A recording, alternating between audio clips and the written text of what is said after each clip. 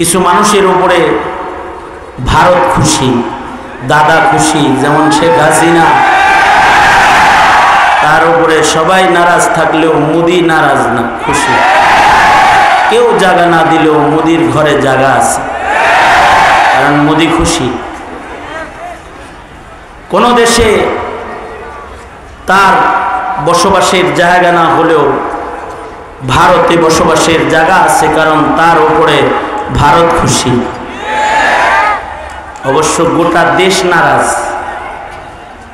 গোটা দেশ নারাজ বিধায়ী মাটি দিয়ে হেঁটে যাওয়ার সুযোগ পায় নাই, উড়াল দিয়ে চলে পালিয়ে গেছে। কারণ কোন মানুষের নজরে পড়লে কিছু সাথে না থাকলে থুথু মারার সম্ভাবনা আছে।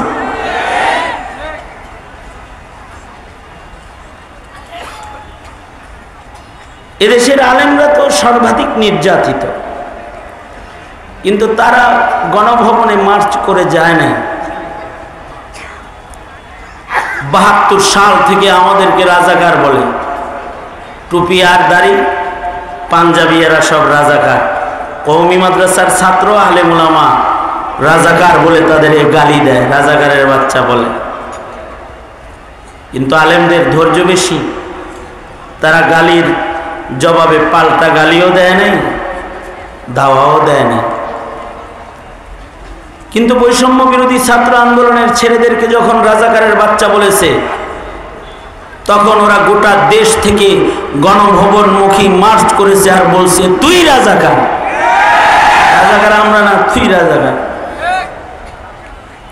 এমন ধাওয়া দিছে, চতুর্দিক থেকে এমন ভাবে আটকাইছে যে সামান্য জায়গাও গাড়িতে চড়ে যাওয়ার মতো সুযোগ শেখ হাসিনার ছিল না, কারণ চতুর্দিকে ছাত্রদের বেষ্টনী ছিল।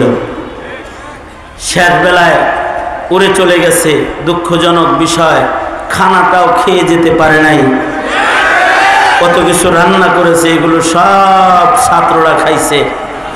পুকুরের মাছগুলো তুলে নিয়ে গেছে, হাঁসগুলো ধরে নিয়ে গেছে, এমনকি জানালার পর্দাও খুলে নিয়ে গেছে। সরু সামান যে যা নিতে পারছে গনিমতের মাল লয়ে গেছে। হাসিনার বিছানায় শুয়ে জুতা পায়ে সেলফি তুলে জালেম তাড়ানোর আনন্দ আর উল্লাস তারা প্রকাশ করেছে। কিছু মানুষের উপরে সরকার খুশি থাকে, সরকারের কর্মচারী হিসাবে সে সরকারের পা চাটা গোলাম হয়, সরকারকে খুশি করে যায়, প্রয়োজনে জুলুম করে, অত্যাচার করে, খুন করে, গুম করে, মানুষ হত্যা করে, নির্দোষকে পাহারা দিয়ে জেলখানায় ঢুকায় আর দোষীকে পাহারা দিয়ে বিদেশ তাড়ায় দেয়, বিদেশ পালাবার রাস্তা খুলে দেয়।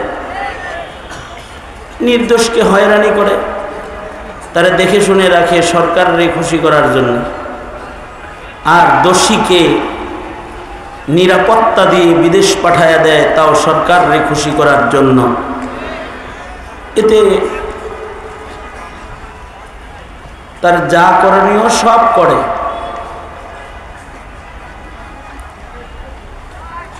ষোলো বছর দলের কর্মীরা হেলমেট বাহিনী নামে, তারাই পুলিশ আর্মি সেজে অবৈধ অস্ত্র চালায়, মানুষের রক্ত নিয়েছে, তাদের উপরে তো দল খুশি হবেই। 16 বছর সরকারের তাবেদার গোলাম হিসেবে, কৃতদাস হিসেবে যারা আলেম ওলামার উপরে অত্যাচার করেছে, সরকারের চাহিদা পূরণ করে ইতিহাসের স্মরণীয় নিকৃষ্ট গ্রেফতার কর্ম, যেটা ইতিহাসের পাতায় পাওয়া যায় না, এত আলেম একসাথে গ্রেফতার, তাও বাহিনী করেছে। মামলা, যে মামলায় গ্রেফতার করে রিমান্ড করে জেল দিয়েছে, মামলাগুলোর বিবরণ শুনলে মানুষ তো হাসবে হাসবে, শয়তানও হাসবে। কারণ আমার নামে মামলা হলো, আমি বাইতুল মুকাররমের উত্তর গেটে ককটেল মেরে পালিয়ে গিয়েছি। আমি লক্ষ জনতার মঞ্চে সাক্ষী রেখে বলছি, আল্লাহর কসম, জীবনে আমি ককটেল চোখে দেখি নাই। পত্রপত্রিকায় ছবি দেখেছি, কিন্তু ককটেল দেখিনি। আর মামুনুল হককে গ্রেফতার করেছে মোবাইল চুরি আর মানিব্যাগ চুরি মামলায়। গ্রেফতার করে তারা রিমান্ড করার সময় আবার বলে যে হুজুর কিছু মনে করেন না, আমাদের তো সরকারের খুশি রাখা লাগবে। তাদের উপরে সরকার খুশি হয়ে তাদেরকে পদোন্নতি দিয়েছে। কাউকে পুলিশ প্রধান, কাউকে ডিবি প্রধান, কাউকে র্যাব প্রধান পদ তারা পেয়েছে সরকারের গোলামি করে। কিছু মানুষের উপরে ভারত খুশি, দাদা খুশি, যেমন শেখ হাসিনা, তার উপরে সবাই নারাজ থাকলেও মোদি নারাজ না, খুশি। কেউ জায়গা না দিলেও মোদির ঘরে জায়গা আছে, কারণ মোদি খুশি। কোন দেশে তার বসবাসের জায়গা না হলেও ভারতে বসবাসের জায়গা আছে, কারণ তার উপরে ভারত খুশি। অবশ্য গোটা দেশ নারাজ, গোটা দেশ নারাজ বিধায়ী মাটি দিয়ে হেঁটে যাওয়ার সুযোগ পায় নাই, উড়াল দিয়ে চলে পালিয়ে গেছে। কারণ কোনো মানুষের নজরে পড়লে কিছু সাথে না থাকলে থুথু মারার সম্ভাবনা আছে।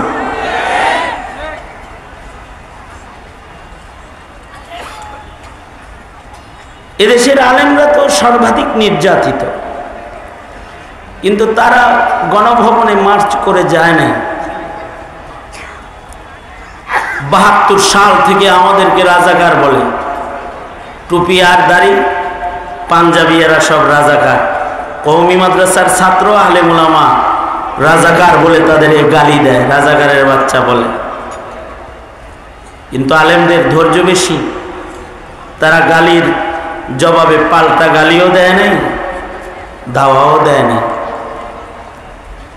কিন্তু বৈষম্য বিরোধী ছাত্র আন্দোলনের ছেলেদেরকে যখন রাজাকারের বাচ্চা বলেছে, তখন ওরা গোটা দেশ থেকে গণভবনমুখী মার্চ করেছে আর বলছে তুই রাজাকার। রাজাকার আমরা না, তুই রাজাকার। এমন ধাওয়া দিছে, চতুর্দিক থেকে এমন ভাবে আটকাইছে যে সামান্য জায়গাও গাড়িতে চড়ে যাওয়ার মতো সুযোগ শেখ হাসিনার ছিল না, কারণ চতুর্দিকে ছাত্রদের বেষ্টনী ছিল। শেষ বেলায় উড়ে চলে গেছে, দুঃখজনক বিষয়, খানাটাও খেয়ে যেতে পারে নাই। কত কিছু রান্না করেছে, এগুলো সব ছাত্ররা খাইছে। পুকুরের মাছগুলো তুলে নিয়ে গেছে, হাঁসগুলো ধরে নিয়ে গেছে, এমনকি জানালার পর্দাও খুলে নিয়ে গেছে। সরু সামান যে যা নিতে পারছে গনিমতের মাল লয়ে গেছে। হাসিনার বিছানায় শুয়ে জুতা পায়ে সেলফি তুলে জালেম তাড়ানোর আনন্দ আর উল্লাস তারা প্রকাশ করেছে। গণভবন দেখলে বড় করুণা লাগে। গণভবনের চতুর্দিকে ডবল গাঁথুনির ইট নাই, ছাত্ররা খুলে ফেলেছে। বুবুর তো অনেক জেদ, বুবু অনেক জেদি, প্রতিশোধী। জেদ করে যদি ওই দিন একটু সাহস করে বসে থাকতো, তাইলে যে কি দেখা যেত আল্লাহ জানে ভালো। তবে আমার মনে হয় বুবু যদি বসে থাকতো ওখানে, তাহলে ডবল গাঁথুনির ইট যেমন গণভবনের চতুর্দিকে নাই, খুলে ফেলেছে, ছাত্ররা হাসিনাকে বেললে গায়ের চামড়া খুলে ফেলতে। কিন্তু উনি বুদ্ধি করে চলে গেছে, যেখানে থাকা যায় সেখানে চলে গেছে। তিনি যাকে খুশি করতে পেরেছে তার কাছে চলে গেছে। মুমিনের যাওয়ার জায়গা তো ভারত না, মুদির ঘর না। মুমিনের যাওয়ার জায়গা আল্লাহর ঘর, জান্নাতুল ফিরদাউস। তবে কিছু মুমিন আল্লাহর কাছে যাওয়ার জন্য তারা আল্লাহকে খুশি করে। কিছু মুমিনের উপরে আল্লাহ তাআলা খুশি, যাদের উপরে আল্লাহ খুশি এরাই সফল। পৃথিবীর সকলকে খুশি করেও যদি আল্লাহ নারাজ হয়ে যায় তাহলে জিন্দেগি বিফল, আর আল্লাহ যদি খুশি হয়ে যায় তাহলে বান্দা সফল। আল্লাহ তাআলা খুশি কাদের উপরে হয়? আল্লাহ তাআলা ঈমানদারদের উপরে খুশি। যারা ঈমানদার তাদের উপরে আল্লাহ তাআলা খুশি, আল্লাহ তাদের ভালোবাসেন। ওয়াল্লাহু ওয়ালিউল্লাযীনা আমানু। জমিনের সব মানুষের উপরে আল্লাহ খুশি নন। যার অনেক টাকা তার উপরে আল্লাহ খুশি নন। যার অনেক সুন্দর চেহারা তার উপরে আল্লাহ খুশি নন। আল্লাহ তাআলা খুশি যার ঈমান আছে তার উপরে। ফকির হইল ঈমানদার তার উপরে আল্লাহ খুশি। দেখতে অসুন্দর হলেও লোকটা ঈমানদার। ঈমানদারের অভিভাবক কে? জোরে আওয়াজ করে বলে। ঈমানদারের উপরে আল্লাহ তাআলা খুশি। একজন ঈমানদার যতক্ষণ জমিনে থাকবে ততক্ষণ লা তাকুমুস সাআহ, কিয়ামত হবে না। আর সর্বকনিষ্ঠ ঈমানদারকেও আল্লাহ তাআলা ভালোবাসেন। একেবারে এই উম্মতের সর্বকনিষ্ঠ ঈমানদারকে আল্লাহ তাআলা এমন পৃথিবীর 10 পৃথিবীর সমান জান্নাত দান করবেন।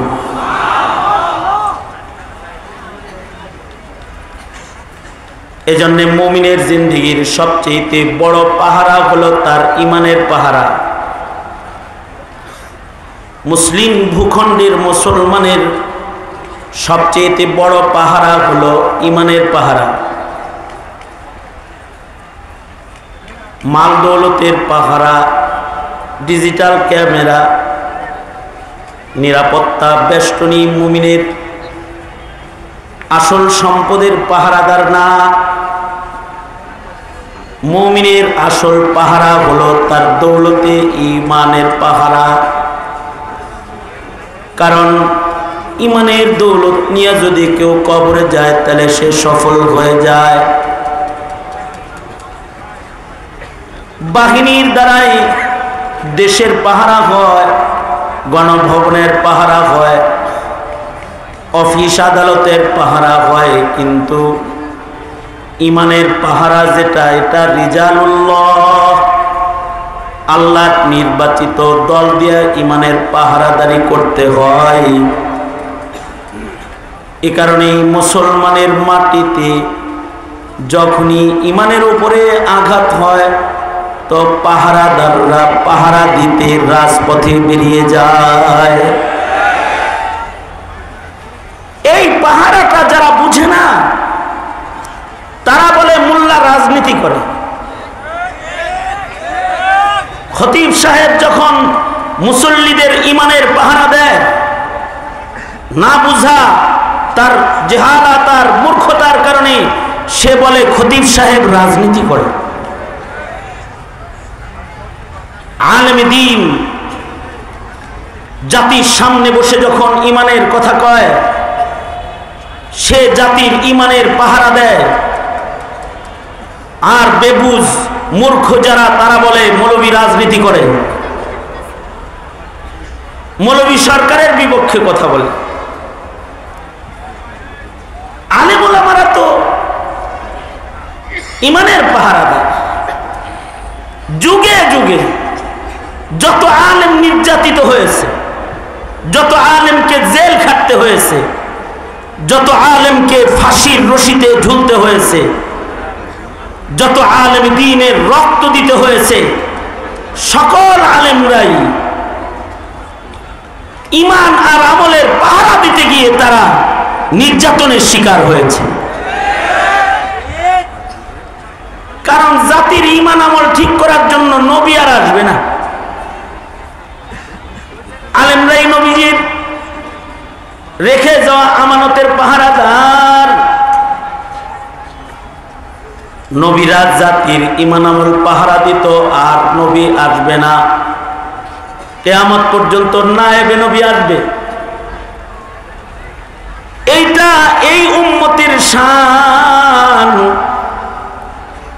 যে এই উম্মতকে আল্লাহ তাআলা নায়েবে নবী দান করেছেন। বাবা আদম থেকে শুরু করে ঈসা আলাইহিস সালাম পর্যন্ত কোন নবীর উম্মতের ভেতরে নায়েবে নবী নাই।